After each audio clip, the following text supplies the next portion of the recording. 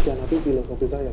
Kedepannya saya bingung, saya ini siap, tapi saya stick to my principle, which is beli bukan karena harganya naik, jual bukan karena harga.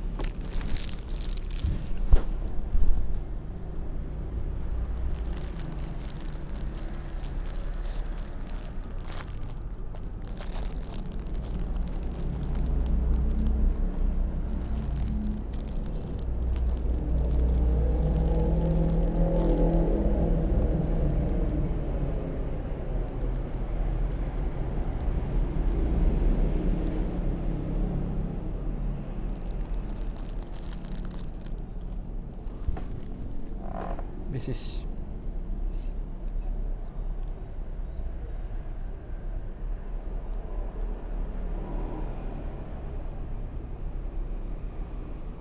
Harganya turun.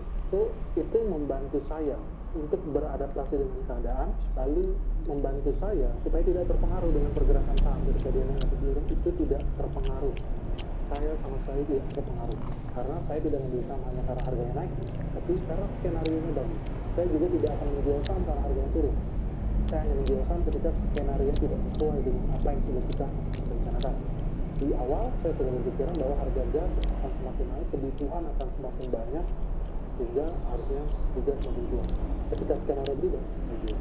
Lalu yang ketiga, pelajaran yang kamu bisa ambil dari perusahaan gas negara ini, Gas, bahwa lu jangan pernah all in